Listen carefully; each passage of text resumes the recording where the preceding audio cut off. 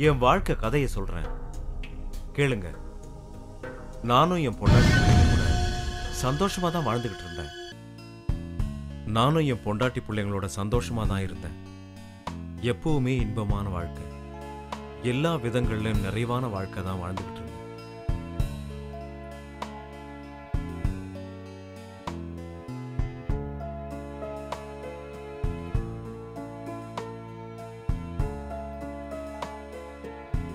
மனிதனுடைய ஆசை பேராசையா மாறி போகிறப்பதான் அவனுடைய நிம்மதி கொஞ்சம் கொஞ்சமா அழிய தொடங்குது. விதி போட்ட விதிக்கு நான் மட்டும் விதிவிலக்கா என்ன? ஆசை வலையில விழுந்த அல்லும் பகலும் பலவிதமான மது வகைகள், விதவிதமான பெண் துணைகள் இஷ்டத்துக்கு அனுபவிச்சேன். கஷ்டத்துக்கு ஆளான என் பொண்டாட்டி ஒரு நாள் கண்ணை மூடிட்டான். கடவுள்கிட்ட போய் சேர்ந்துட்டான்.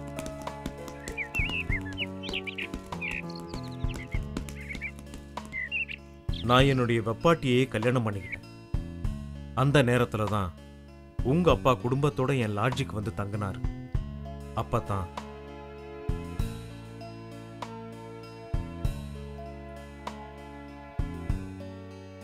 சரி டைரக்டர் சார், கதையை சொல்லுங்க.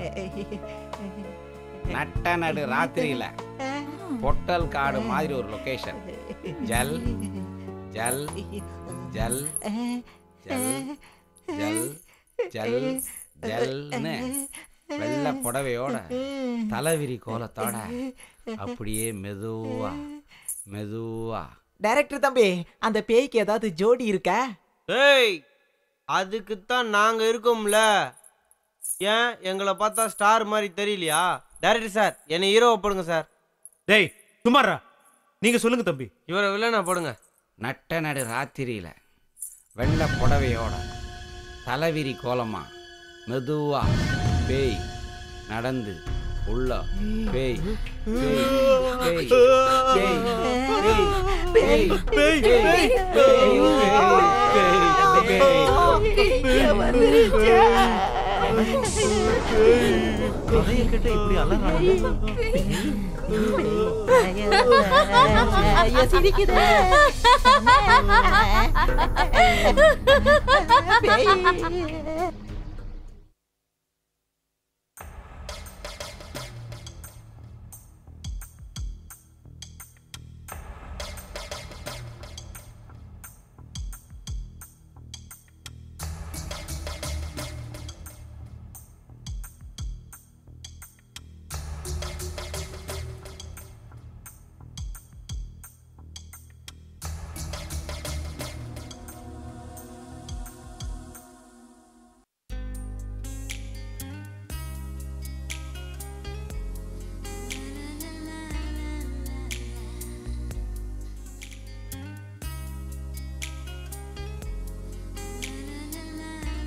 என்னடி படுக்கையில உருண்டு பெரண்டு படுத்துட்டு இருக்க? ஓ அதுவா, என் மாமனை நினைச்சா இப்படி தாண்டி பொருள வேண்டியதா இருக்கு.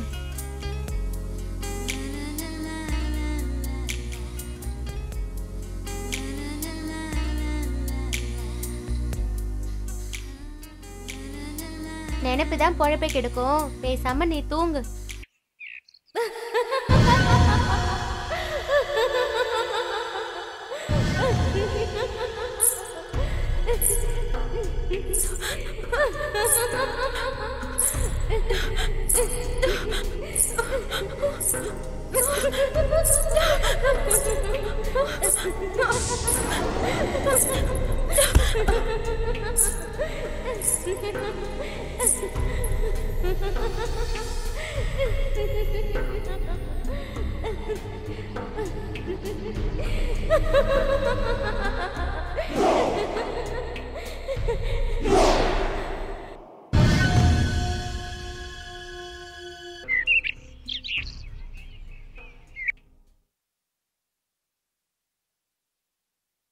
டேய் அருணாச்சலம்.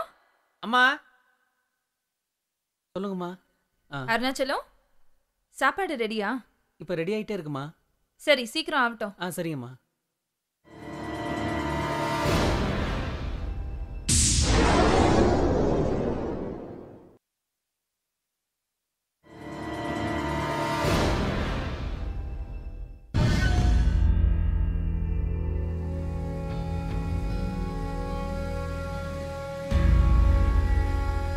சித்தி நீங்க செஞ்ச தப்ப நான் பார்த்துட்டேன்.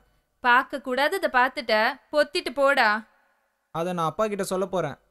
போடா போடா போக்கத்தவனே. சித்தி சத்தியம் தான் ஜெயிக்கும்.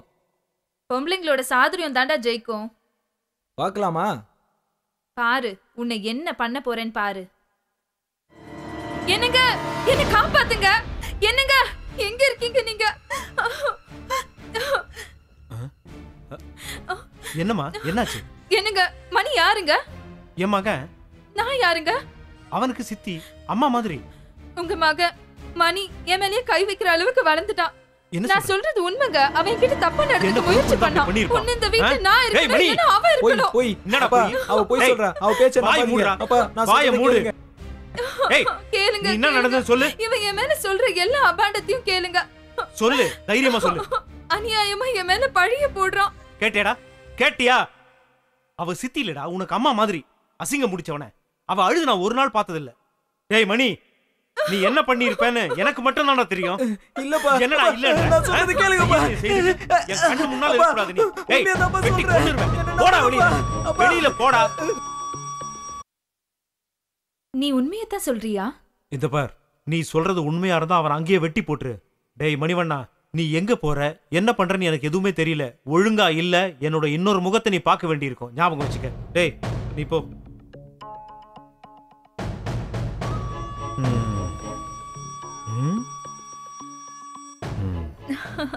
இப்படி ஏதாவது மிரட்டி வெளியே அனுப்பினாதான் நம்ம ஜாலியா இருக்க முடியும். சரியான நேரத்துல சரியான வேலையை செய்யற சரியான ஆளு எல்லாம் தாங்க சரி, நீங்க. இப்படி பேசி நேரத்தை வீணாக்காத. ஆ? ம்? ம். பாட்டிய பாக்குறேங்கிற சாக்குல அடிக்கடி இந்த கிராமத்துக்கு வரதே உன்னை பாக்குறதுக்காக தான் கிச்சா. நீ இங்கே வரலன்னா நான் ஒன்றும் பார்க்க வந்திருக்க போகிறேன். என்ன அங்கே வந்து உங்கள் அப்பா மற்ற ஆளுகள்லாம் நான் ஃபேஸ் பண்ண வேண்டியிருக்கோம். நம்ம லவ் மேட்டர் அண்ணன் கிட்ட சொல்லிட்டேன். Very good. நம்ம சப்போர்ட்டுக்கு ஒரு ஆளை ரெடி பண்ணிட்டேன்னு சொல்லு. சரி, இப்படியே என்ன எவ்வளவு தூரம் தான் நடத்தியே கூட்டிட்டு போக போற? நீ என்ன மகாராணியா? இப்பயே நடந்து பழகிக்கோ. இன்னும் 2 கிலோமீட்டர் தூரம் தான் இருக்குது. புரியுதா? ஐயோ, எனக்கு ரொம்ப கால் வலிக்குது கிச்சா. சரி சரி, காலம்புறம் உன்னை நான் தான் சுமக்க போகிறேன். அதுக்கு இப்பயே ட்ரைனிங் எடுத்துக்கிறேன். ம், நல்லா கட்டியாக பிடிச்சிக்க.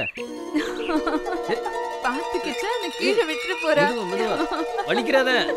நல்லா பிடிச்சிக்க. ஐயோ, கை வலிக்குது. விட்டு விட்டு நான் நடந்து வரேன். லீவுல பாட்டி வீட்டுக்கு போயிட்டு வரேன்னு சொன்ன என் பொண்ணு அங்க என்ன பண்றானே தெரியல.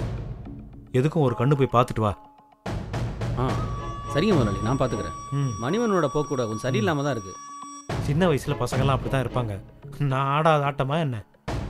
ஆ, நீ போய் பார்த்துட்டு வா, நான் பார்த்துக்கிறேன். சரிங்க முதலாளி. யாருக்கும் தெரியக்கூடாது. போயிட்டு வா. சரிங்க முதலாளி. ம். டேய் மணிவண்ணா, மணிகண்டன் நிலைமை உனக்கு வரக்கூடாதுன்னு நினைக்கிறேன். அப்புறம் விதி தான்.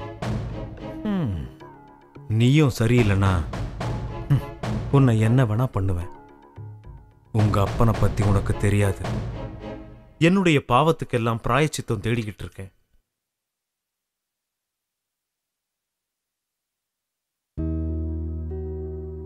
நான் செய்த பாவத்துக்கும் மணி செய்த பாவத்துக்கும் மொத்தமா கடவுள் தண்டனை கொடுத்துட்டாரு. எல்லாமே என் தலை விதி.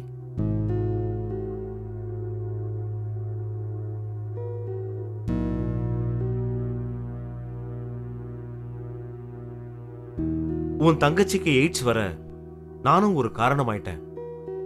என் தங்கச்சியோட நோய்க்கு உங்க பையன் மணிதான் காரணம். நீங்க எப்படி காரணமாக முடியும்? நானும் ஒரு பாவிதான். என் மகன் மணி தெரியாம செஞ்ச தப்புக்கு நானும் உங்ககிட்ட மன்னிப்பு கேட்டுக்கிறேன்.